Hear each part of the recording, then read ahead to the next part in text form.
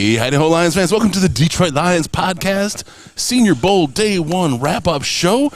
I am your dashing host, Chris, and with me is my good friend and co-host, Jeff Risdon, and Andy, the Migration Man, Mr. Post-Game Hero, Andy Sandman. How's it going? Man. How you doing, brother? Oh, man. Sunburned. We are all sunburned, and it's glorious. Riz, you've been coming here the longest. I mean, I've been here a lot now. I mean, this is like year 5 or 6. I have to look. But, sorry, we need that. Yeah. I've never gotten a sunburn here before, and today I am 100% sunburned. So this is my 14th Senior Bowl. This is the nicest day of weather ever that I've had in Mobile. It was 80 degrees, sunny. It was somewhat humid, which I happen to like. Yeah. But a little bit of a cross breeze. The clouds interspersed in as the afternoon went on, but we are absolutely sunburned. I will not pan down to my left leg, but that's a peeler. So the problem was the sun is all coming from one side, and we can only sit on one side of the stadium. Yep. So all of our left sides are roasted. Yeah, we need to contact Jim Nagy and say, hey, you got to let us on the other side. Can we go to the right side tomorrow? You got to let us rotate a little bit here. Even a rotisserie chicken gets that courtesy. I mean, we should get something like that, right? Okay, so weather-wise, I mean, it was ideal for football. It really was. If I had sunscreen and my sunglasses, which I left in the freaking truck, I'd have been fine. They're no good for me now. Yeah, there we go. This was me today. So no, it was beautiful out there. Really quick in the comments, in the comments more so than the chat. But let us know what you thought of the shorts. We put out 6 different YouTube shorts today from on the field and following the game. Risden, our on the field reporter, Sandman down there as well, had some great. If you've seen some of the tweets, you saw some Lions people down there and some other people going on. Good stuff. Great, in the thick of things. And we're just really interested in what you guys thought about the coverage today to help us tweak it and make it better, because that's what we're interested in, is giving you the stuff you want. We're open to suggestions. We are not Russia. We're here to give it to you the way you like it. All right, so let's talk about the Detroit, not the Detroit Lions. We'll talk about some prospects that were out there in the field that may line up, look good for the Detroit Lions, or other prospects that just look good and caught our eye, because there is some real talent on the field, some guys that I was not expecting. We talked about what we were going to look at this morning. I was all in on cornerbacks to start, and I did literally no cornerback scouting. It was all line work today, guard work, right? The interior defensive lineman. I've got some guys that like. For the first time, I'm not coming out with a darling wide receiver on day 1, right? But I did. Oh, yeah. Andy was pointing at one, too. Let's start there. Since I've got nothing to say, and I just said a whole lot of things, let's start with you, Riz, and talk about wide receivers. Who was out there that you saw, and what did you see that you liked from them? Yeah, so the American crew, which went second today in the later afternoon and did not have the benefit of great quarterback play, they're loaded. Rashee Rice from SMU, Xavier Hutchinson from Iowa State, what's his name? Jonathan Ringo from Ole Miss was very, very good.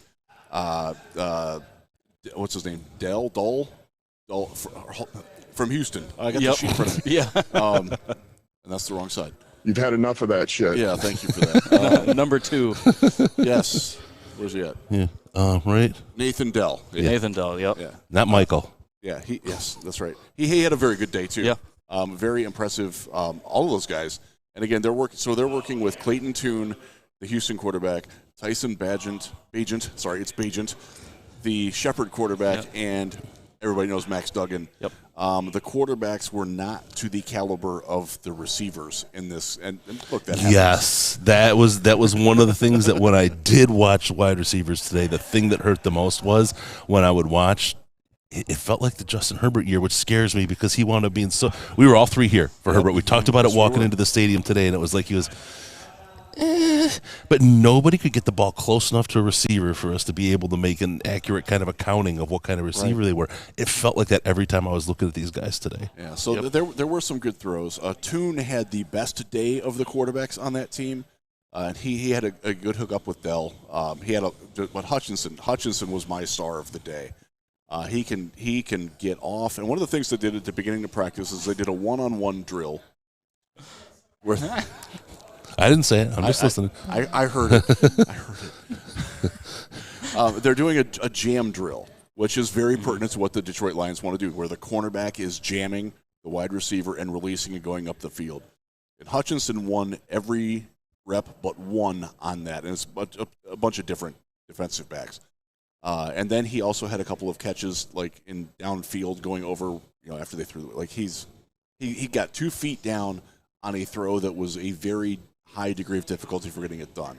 Look, I don't think that the Lions are looking for a wide receiver that early. This is a second-round pick probably, so that might not, be congruent with where the Lions are looking. But this guy, he played very, very well today. Was very impressive. He's a bigger receiver, gets off the line well. And fighting off the jam, there were a couple of defensive backs that did pretty well. Obviously, that's something that you're going to want to be looking for if you're a Lions fan. You don't necessarily want the guys that can't do it. And there was one guy in particular from Oregon State who couldn't do it one bit. Right. So just cross him off. But yeah, that was my standout from the entire day. Andy, where were you at? What was your dude? Oh man, I was watching all O-line, D-line, basically the entire day. Kind of where we set up was along that side. Yeah. And it was an interesting day for me because there was a lot of winning and a lot of losing. Guys that would win one rep would lose another.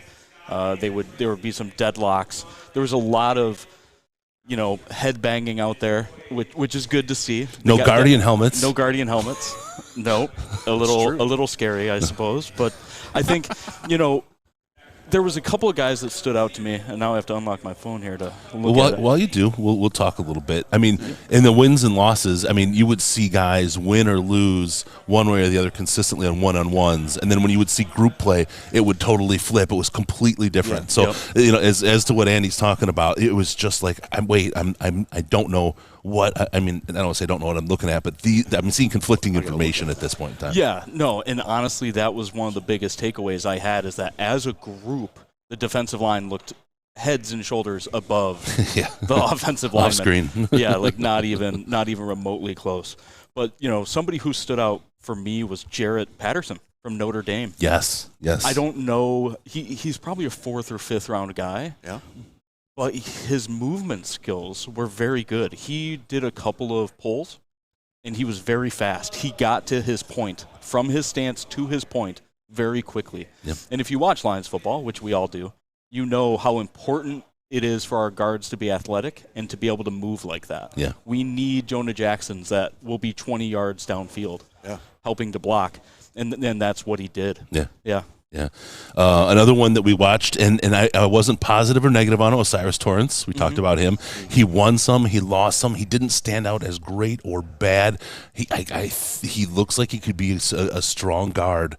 But the other guy that I want to go to that we saw that was pointed out to me, Darnell Wright from Tennessee. My guy is built like a brick. He is crazy. I was like, he seems short because I read the sheet wrong. I thought he was 6 foot and his arms look super long. And I'm like, wait, 6'5". The guy's got big long arms and he's out there manhandling people. So just bulldozing. He's 6'5", 342. Is that right? 342. Yep. 342.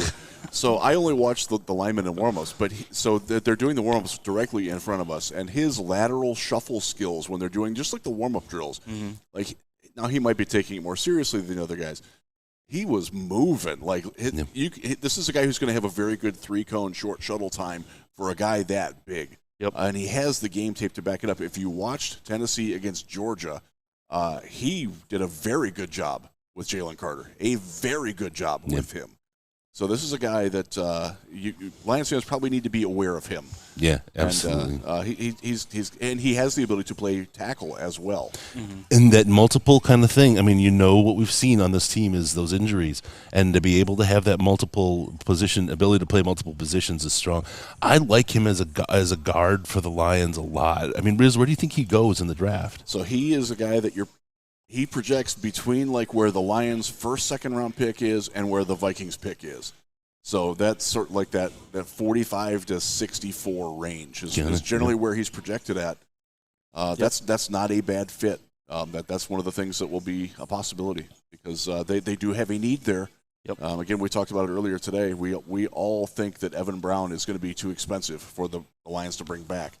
Yep. So they got to find that replacement. And Yeah, and he's a good one. And I think, speaking of versatility, another guy that stood out to me was the Michigan center. Yes, you called him out, and he was a star. Like, everything I saw after that was off the charts. I didn't expect it. Oluwatimi. Yep. Yeah, he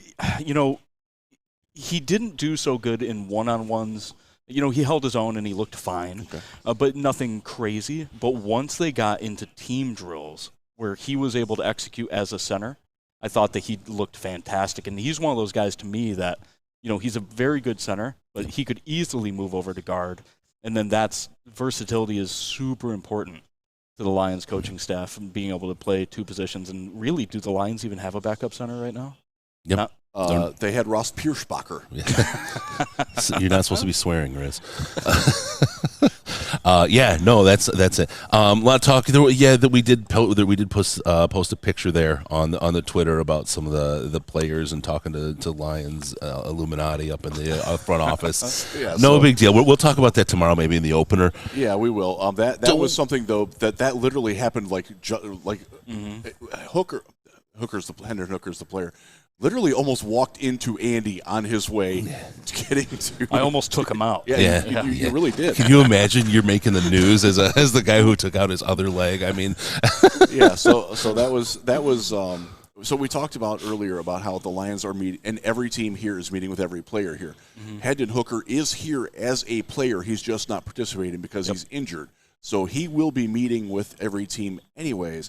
But the beeline that he took from the other sideline straight to Ray Agnew as soon as that practice ended was eye-catching.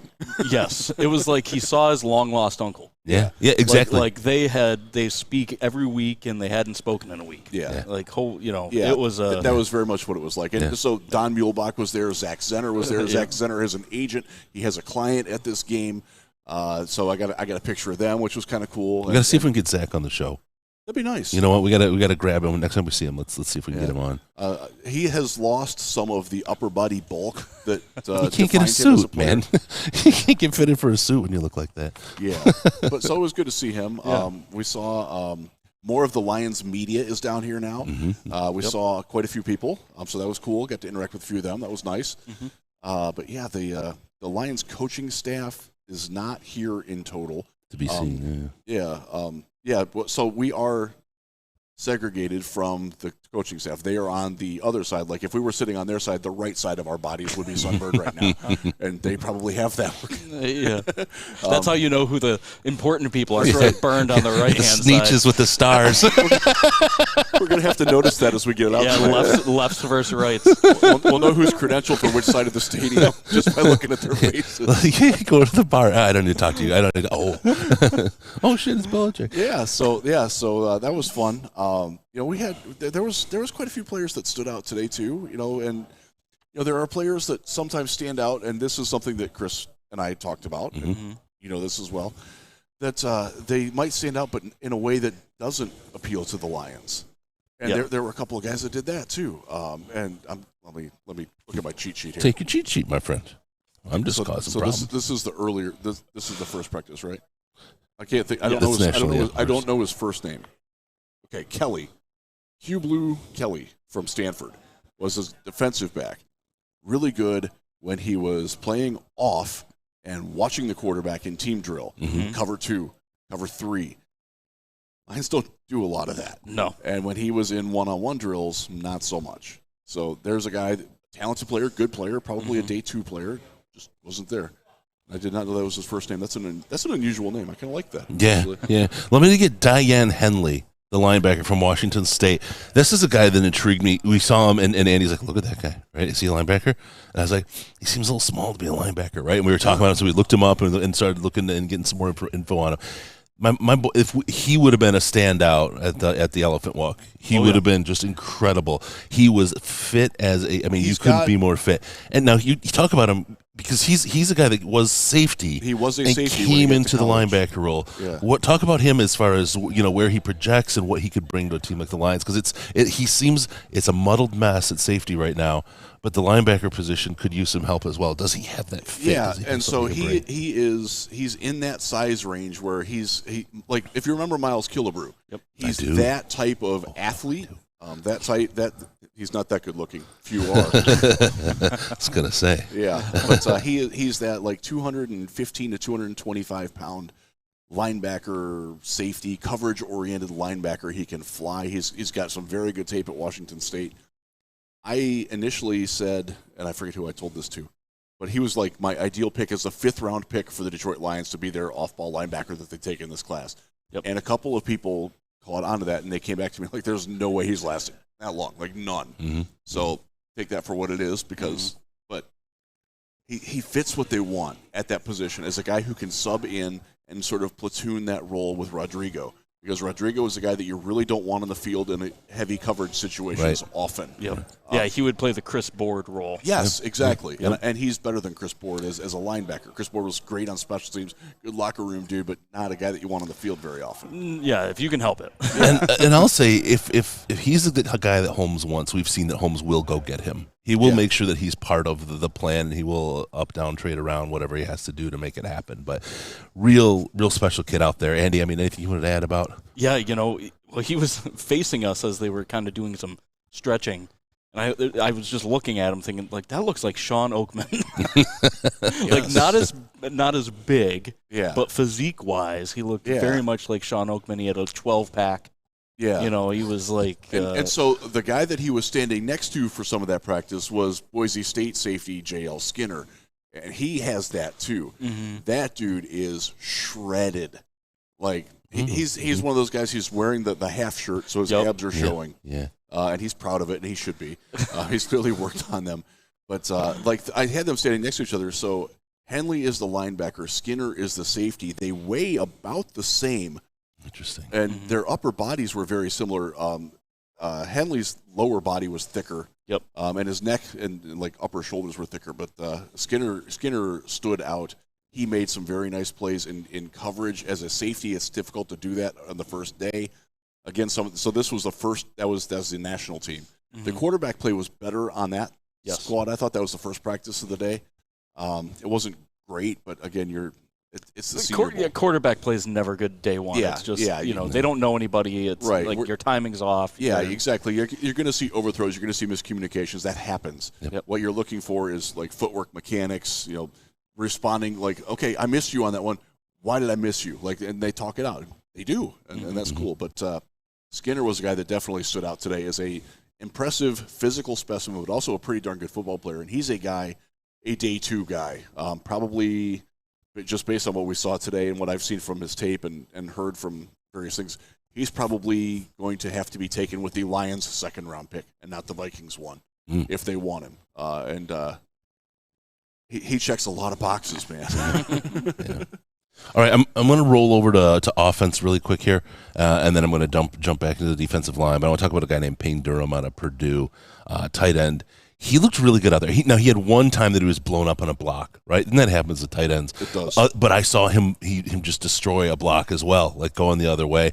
And he caught everything that went his way. He seemed quick. He seemed like a guy that had a lot of the traits that the Lions are kind of tuned into on the tight end space.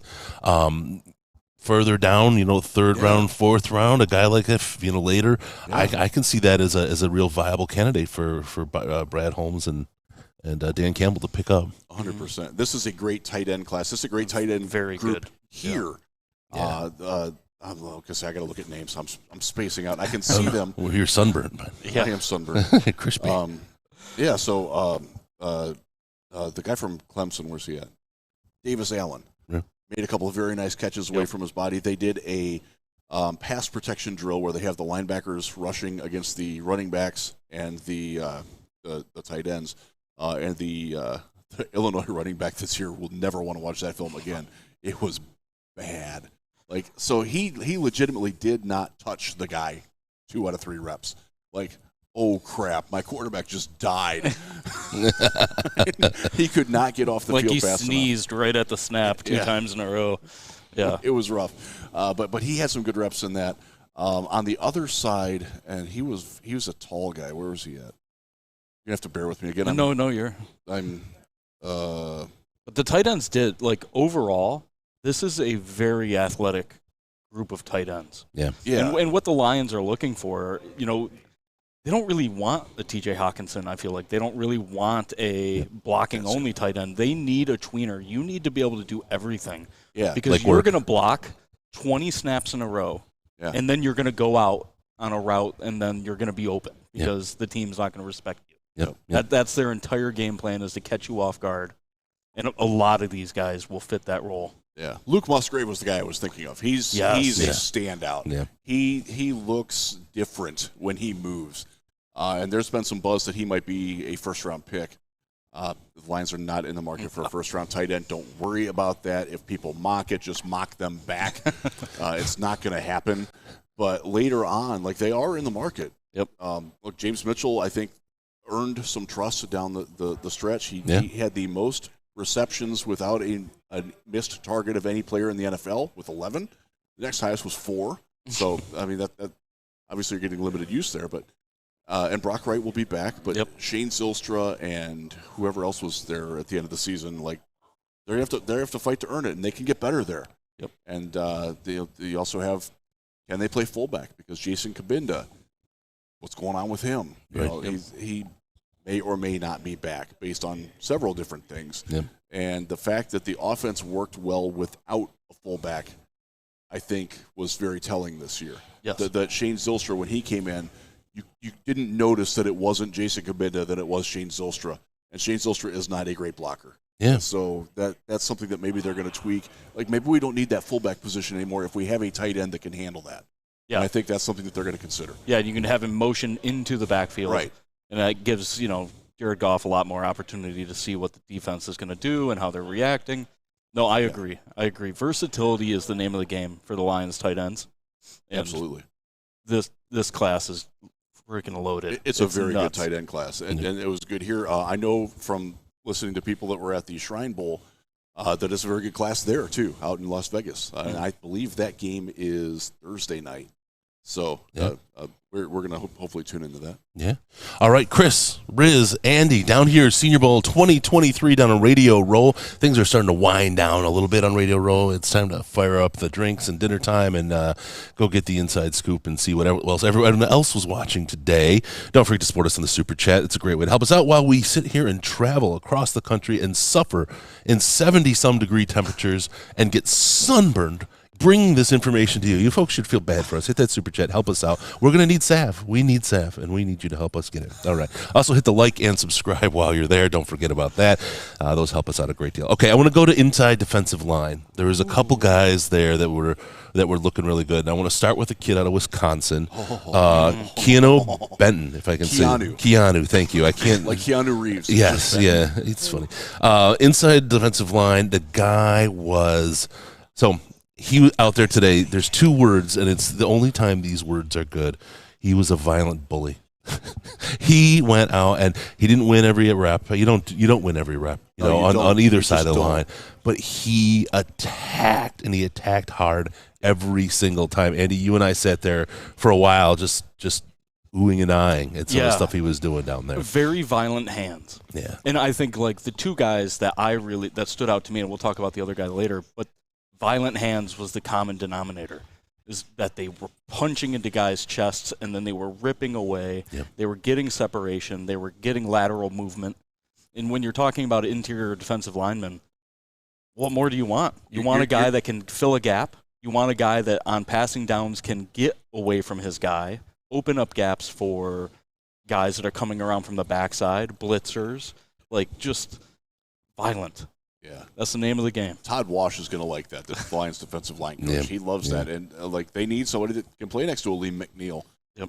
They liked what they saw from Aleem playing more of the 3 technique. If they can get a guy like Neal, who is, 315 pounds, has that sort of attack tank mentality on the inside. I didn't watch him today, but I've watched a lot of him at Wisconsin, and I put it in the Slack the other day. He's my ideal third-round choice for the Detroit Lions. Yep. And he's a starter right away, day one, as a third-round pick. And you will not notice much difference in production between him and what you're going to get from Jalen Carter or Brian Breesy or some of the other guys that are Eddie Van Halen. Yeah, no, it's well, it's not David Lee Roth. We had that conversation in the car. Yeah, why don't you bring up the other guy now? Yeah. So Cameron Young from Mississippi, Same thing, just violent. When he got out of his stance, it was an immediate. He was in control of the situation. Yep. He was jarring the defense or the offensive lineman one way or another with his power move, and one-on-ones he was almost unblockable. Yep. Like even when he didn't win, it was a win. Yeah. He had his guy 8 yards back. And for the Lions, that's one of their biggest needs is they really need interior push. Welcome to Detroit. They need interior push very badly. There's James Houston and Aiden Hutchinson would go around the outside and just miss because the quarterback was able to step up, and that's what has to change. And if you've got that second guy in the inside, because Aleem is pretty good at like holding his ground and moving back a little bit, but he's not a natural like push surge guy. Mm-hmm. The guys you're talking about are push surge guys. Yes. Yeah. There is a lot of defensive line talent down here. That's the one thing that stood out to me today. There's a lot of meat on that line that's going to be pushing some people around. I feel good about all the prospects that are available for the Lions this year at that space. Anything else that you want to hit on him? I jumped in on you a little bit there. I don't think so. I just, and I'm really excited to watch him again tomorrow. I want to see some more one-on-ones with him. I want to see that violence, and I'm just. That's the thing that we've learned, right? If you guys remember, I think it was the first year we were all down here together. Mm-hmm. Andy Isabella was the big name coming in, right? Oh yeah. And we watched him the first day, and it's like, wow, he made some really, really good catches. But then we saw pretty quick, it's like they're all body catches. Everything he's getting is off of his body, and that's when I ditched him for McLaren, and that was my love of the rest of the time here. But day 2 really changes opinions. It really brings so much more information, as well as the evening event of going out and talking to everybody else and seeing what they said. The network that Riz has and that we've built over the years with all these people, Football Alliance, great guys, right? But there's a lot of folks that we have out here that we're talking to and getting different opinions and different evaluations. And as we talked about with the mock drafts and stuff, it's a lot sometimes that leads people to kind of a hive mind, and we recognize that. So it's like, okay, thank you. We'll trust but verify kind of a situation, and we'll ride our own train on this. But to get the things that we hadn't seen, something like this, it's helpful for those players, but it's super helpful for us, and seeing the guys over the 3 days and then at the game as well, seeing what they have, it's really gets you a good feel for what you're looking at. Yeah, was it a fluke? Did he have a really good day? Did he have a really bad day? Maybe guys. Yeah, and honestly, it's kind of nerve-wracking. You're in a new place with new coaches, new players around you, especially when you're an offensive lineman. It's incredibly there's gel. You have to gel with the people around you. You have to understand that they are in fact going to do what they're supposed to do. Yep. Right. That you can leave a gap or you can't leave a gap. Yep. And we definitely saw that today, where the offensive lineman was not. They weren't cohesive. That's rough. Yeah. So I have 2 things. First off, you brought up Andy Isabella and his body catching. I watched. He's not in the league anymore, is he? I don't believe so. Yeah. I watched Ronnie Bell from Michigan today. Oh, I got him on the list to talk about. Go ahead. Body catcher. Yeah. 100% body catcher, and also did not do well in punt return reps. Now, some of that was the fact that Michigan State's punter had a weird day. Bryce Behringer can kick the ball 75 yards, and did that several times. Yeah. In warm-ups, to be fair. He also had several that went about 35 off to the left. It was consistently off to the left. He shanked one way out of bounds. He shanked one that went into the stands. Yeah. Like, that's not supposed to happen. No. So in speaking about like the combating the hive mind, so Ben Solak, and I forget where Ben works. I think he works for the Ringer, one of their football guys.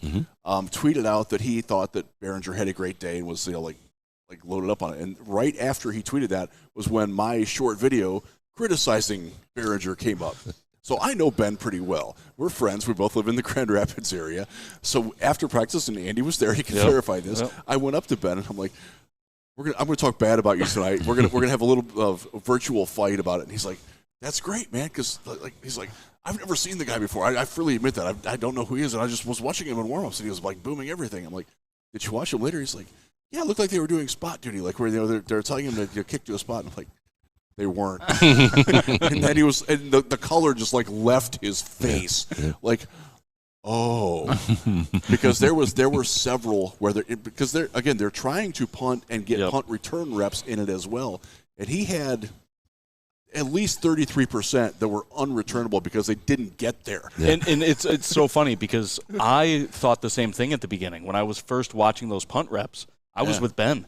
I was thinking, oh, well, they have to be doing that on purpose because he had done it so many times in a row. Yeah. It didn't appear to be a shank. It almost appeared to be on purpose.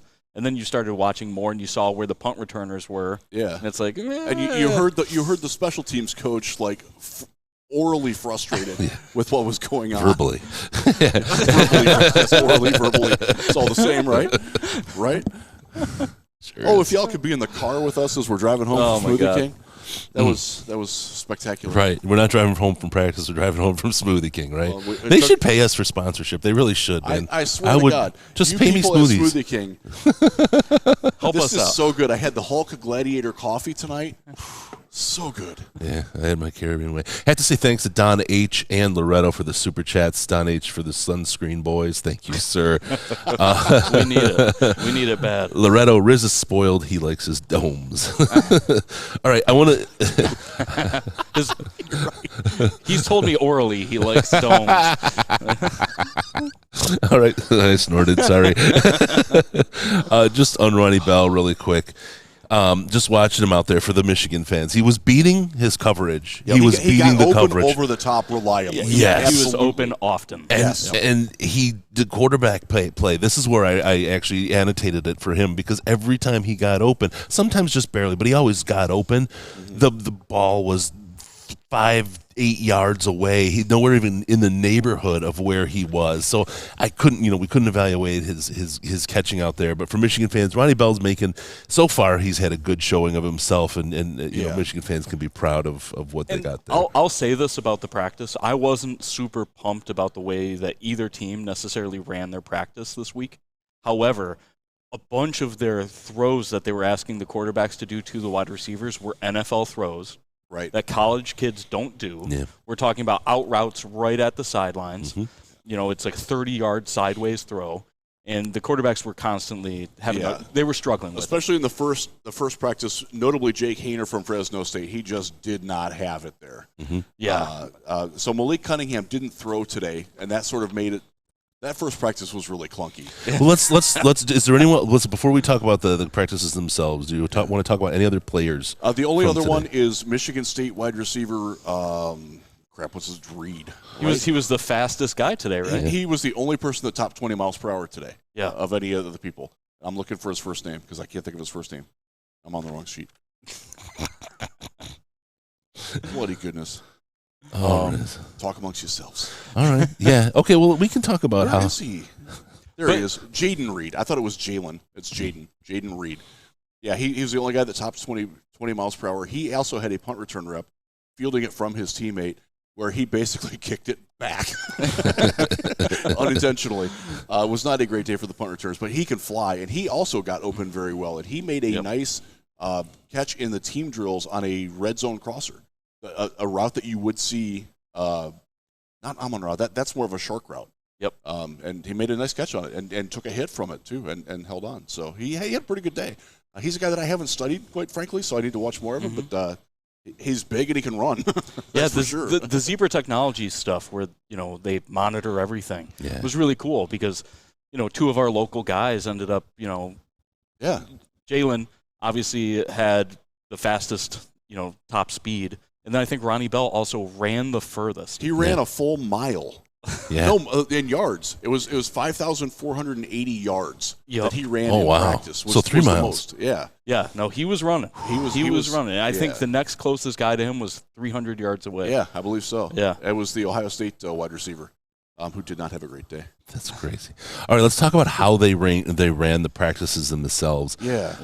The first practice for the national team for me, and that was that the offensive coordinator? Was that Chicago? They didn't they didn't give us a great outline of who's who on the coaching. I'm a little disappointed on that. No. Even this roster is like gold. They didn't print enough of them. We're lucky to get one.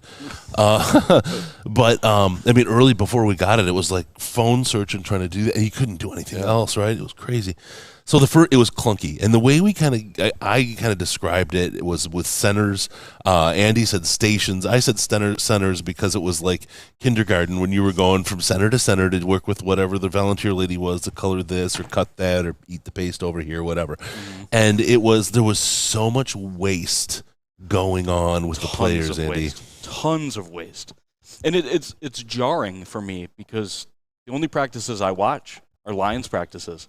And the Lions, basically, since Caldwell, have done a very good job of keeping everyone involved. You're not standing around very often, and if you are, it's a light work day. No. Yeah. But if you're out running a route, you're catching a ball. They're going to have 7 coaches. They're going to have 7 coaches throwing balls. Everyone's going to get an opportunity to catch a ball. Yep. And the practice today was just flat. I don't know how else to describe it. There wasn't a lot of juice to it, was there? No, it was kind of like going through the motions almost, which, it's your first day with these guys. I'm sure there's going to be some install stuff, and it's going to not be pretty. But at the same time, we're here to look at these kids perform, and I would argue that we didn't get enough of that. So I'm hopeful that tomorrow things will pick up a little bit, that we'll be able to see a little bit more.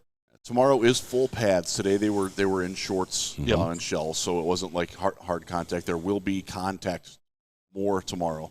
Yep. They did both sides did do the press drill on the outside, and they did the running back linebacker blitz pickup. They also did some of the receiving stuff on that, and I got to give credit to the Northwestern running back. I need to look up his name now. He had a very good day, and he was the second fastest player here. He was over 18 miles an hour. Yep. And I can see him. He wore number 20. I'll wrap the national practice while you look him up. Yeah, please. It was clunky. It was disjointed. It wasn't great. And just to the other point, these are coaches this year. Instead of bringing a coaching staff down, they're coaches from all different teams. And I'm not sure they've done more than a Zoom before they got here to get set up. And so they're not used to working with each other and doing these things. They didn't. I don't think get a chance to pregame them like the Lions coaches would before the start of training camp and all that. So we'll see what happens. Again, day one is day one. Let's look for the patterns. Let's see, is it a fluke? Is it the real thing? But the national practice just left a lot to be desired. Yeah, it was. And it's Evan Hull is the Northwestern linebacker, and he was good in pass protection, and he was good in receiving. And he had one where he went off tackle around the right side and looked like he was shot out of a cannon. He was a very impressive running back. The other guy, my guy Ty J. Spears from Tulane, he caught a screen pass, a beautifully disguised screen pass at the end of the game. Yeah. And who's the court? That was Duggan. Yeah, it was Max. Duggan. That was a beautifully sold screen. Yeah. And he made 2 people miss in the open field. This is the guy. When you watch him run in the open field, it's like watching Reggie Bush. Yeah. It really is. Mm-hmm. There's a lot of Reggie Bush to his game. Yeah. Instant acceleration. He does, but he doesn't dance the way Reggie did. Nope. There's a lot to like about this kid. No, and in fact, I was watching that play, and I wasn't watching the Tulane running back. Who I saw was Nick Broker from Mississippi, the offensive lineman, number 65. Yes, he crossing. Like a cannon. Yes. Like what? He was just as fast as the running back. Yep. They were side by side. I thought, holy smokes, that guy's cooking. But then he gassed out. I mean, he did. He did real Spears did not. dirty work at the beginning, and then it was like, okay, my work is done here. But Spears is a guy that if you're one of the people that wants a replacement for DeAndre Swift, you can do a lot worse than that dude. And he's probably and if you watch, like, he played USC, he ran for over 200 yards against USC. Now, USC missed 34 tackles in that game, I want to say. But that's a lot of tackles. But some of that was on, like, he's a legitimately talented back. He's probably a 3rd, 4th round pick and a guy that can contribute right away. If you're looking for a running back that can catch out of the backfield and make things happen outside the tackles, he's your guy. He's not your Jamal Williams replacement or even Justin Jackson replacement. He's more of a guy that needs to be outside in space, but he's got juice, man. He can go. Yeah. So let's talk about the American practice. This one, I found it more pleasurable to watch. It was more fun. It had a lot more flow. A lot more players were involved. Less downtime for the players. Interestingly, I didn't see as much of the individual players standing out from the American team. I don't think it was because they weren't, but we went from this shift of really having a focus on individual players and the way they were doing the work on that disjointed practice. You could kind of go to the stations and see it, versus the American team. You'd have two quarterbacks throw into, you'd have four guys running. It's like, oh, wait, okay. And it was more to process. So again, another day will help with that. But I think from my perspective, I liked the way the American practice was run better. Because of how it kind of all came together and being sunstroke at the end, I don't think I got as much out of it, Riz. It was. I enjoyed it. It was a good practice. I spent almost that entire time in the one end zone with the wide receivers and the defensive backs, and saw a lot of that. So I thought it was very good. I do not know who the coaches are, other than Sean Dion Hamilton of the Lions is a defensive backs coach. He's a quiet guy. He didn't say a lot to the players. He didn't say a lot to the other coaches. I think he was just sort of like taking it in. Like, this is his first time stepping up on that stage, and you can see him like mentally taking notes on a rep, and I'm sure he's going to talk to these guys later, but he's not the most demonstrative guy on that. The guy who is their linebackers coach is incredibly demonstrative and hands-on, and I don't know who it is. I'll find out who it is, because he's the guy that I would like to know more. But yeah, there was just more positive energy to that. There was more flow to it. When they went into the special teams period, like, they ran that for a while, and that was the only special teams they did. The first one, they did punts, then they did back into a little bit of a team drill or 9-on-7, and then they did field goals, and they didn't do, neither side did kickoff returns today, which was kind of interesting. But the getting the lump of special teams together, I thought was a good move by the American coaches. Yeah, it's kind of more of the same. I feel like Jim Nagy and the staff of the Senior Bowl really do a good job of getting these teams kind of equal. Yeah. We don't generally see one team where you're like, oh yeah, this is the stack team or whatever. But one of the guys that really stood out for me on the American squad was Cameron Latu, the tight end from Alabama. Yeah. He had a great fast catch out here. Yeah. He got a second hand on it after he cut, but he just stabbed it like that. Yeah, he had a good one. And he's long-legged, and he's fast. Yeah, I'm interested to see what kind of 40 he'll run. Absolutely. But same thing. He looks like a complete package tight end, a perfect guy, like probably a later round pick. 6'4", 248, right? The thing that stood out to me was his speed.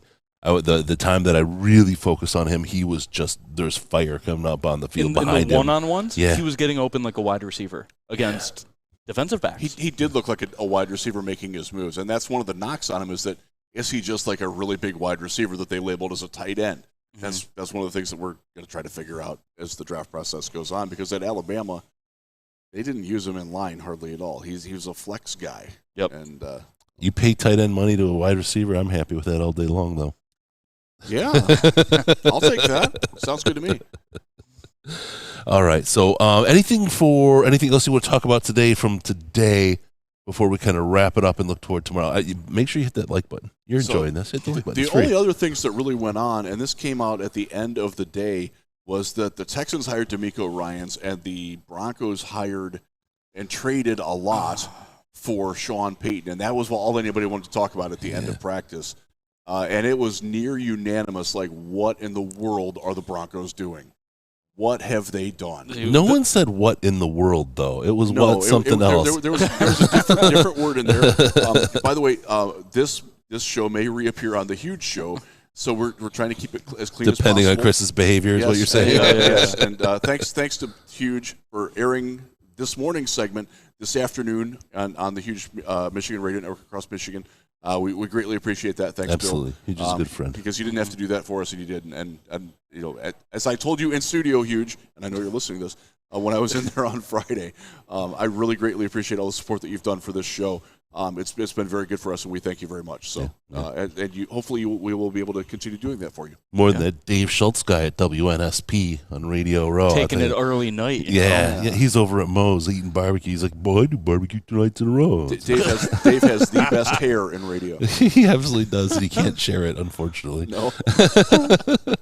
Andy, anything you want to wrap with from the day? This was a good start to the week. I'm excited to see where we go tomorrow. I'm excited to see how the coaching staffs adapt and, what kind of stuff we're going to see as far as I think it's time to leave. No, but I'm excited to see how they step the game up. Are we going to get to see the players individually more so than we did today? I'm hopeful to see more tight ends blocking defensive ends. Yep. I'm hopeful to see more one-on-ones straight up, down in the trenches. Yeah. So tomorrow my focus will be on the trenches, and I'm looking forward to that. That's going to be a good day. Yeah. For me, it is just following up. What validation do I get tomorrow?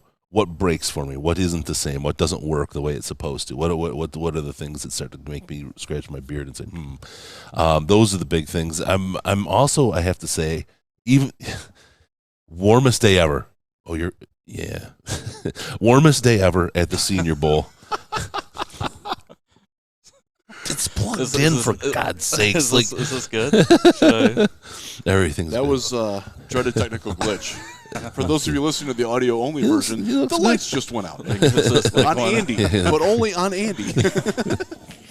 Creepy. Even though it was hot today, it was the best Senior Bowl weather I think we've ever had. This it was day so last year, glorious. Last year. It started out this day overcast, and the wind came in, and then the rain came at the end, and then Wednesday last year was just miserable. Yeah. That was, we talked about it. That was Wednesday. We both left Friday. Our stuff was still wet. My jeans, I hung them on the air conditioner in the room that Wednesday and Friday. And I'll say it, my pants were still moist when I put them in the suitcase. It was crazy. I didn't know what it was. Well, I knew what it was, but I don't know why. I think we knew what it was. Yeah, we hope. Yeah, there was a torrent. So we are going to head out and about tonight. We are not going to be painting the town blue because we have right behind Andy is the ballroom where the players will be at 7 a.m. 7 a.m. on the dot. You know what Bon Scott always said about the ballroom. So that's tomorrow at 7 a.m. and that's gonna it starts off, and I mean that means we got to get up at some god awful hour. Yeah, so we will not be closing Veets tonight. No, but then we go through all the same stuff. It's the same thing tomorrow. So we'll be a little conservative in what we do and how we treat ourselves tonight. But we do have some people we're going to meet and things we're going to do. Last night was barbecue with the NFL guys, where we saw them burning their trash to cook their meat. Yeah, Rappaport, Breer, Siciliano was there. Tom Pelissero was there. Pelissero, yeah. Nice guys. Yeah. They were good. Yeah, they enjoyed their barbecue. The trash burning technique was interesting. Yeah. Because when I was eating my pork, I thought, man, that glue flavor is really good. Is this horse? It's adding to my. Oh man, this tastes like Amazon box. Now I'm reliving my banana pudding last night. That was just heaven. Oh man, my goodness. I love eating in the South. It's so good. I never get dessert, and you got that, and I was like, I'm going in, and now it's like I'm like broken. Like the rest of the week, I want dessert. I just want dessert now. It's like God. So no, the thing is after today, like all the work of getting here, right? The puddle jumper from Atlanta to Mobile, like you can't even have a roller bag in this thing, and then it's like the teeny airport. Like getting here, and it's small. It's hard to get to the places, but to get to practice today, all the lugging stuff and setting up and taking down, to get to practice today it made it all worth it. You know what I mean? That's when you're like, yeah, this is what it's all about.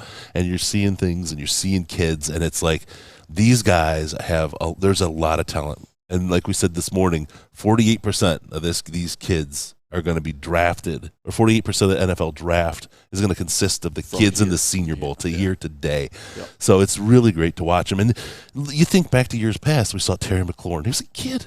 Right? He was a kid. You think back like Dan Bellinger from last year, another one. He was so great. Herbert, he's saying, it's like, I'll take my loss absolutely on him, right? I was wrong.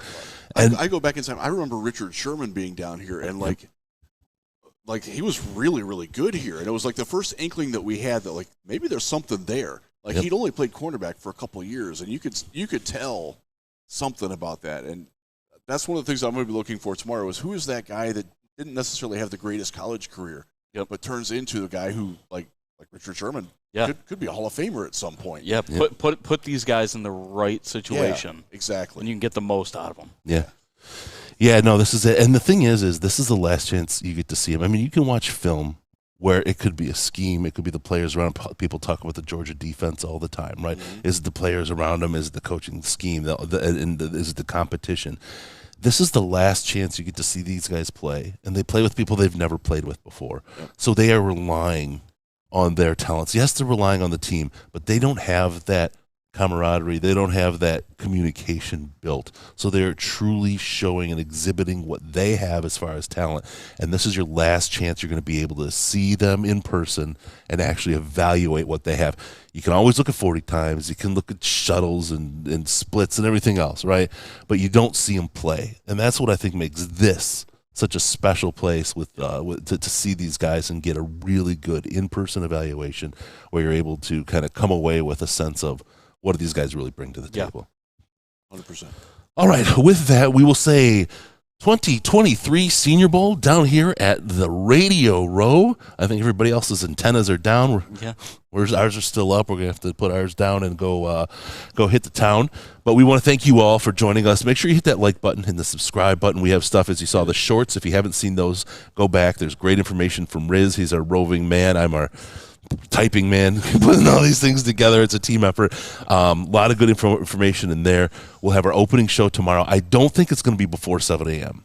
No, I think we'll get here and put our stuff and then go have the breakfast and do the stuff. So we will. There's a good chance we will have our spontaneous, especially players, getting them as they come out. Yep. I did run into a couple of agents today who hey, can I get one of your guys? And they're like, yeah, sure. So hopefully that's not just lip service. We'll see.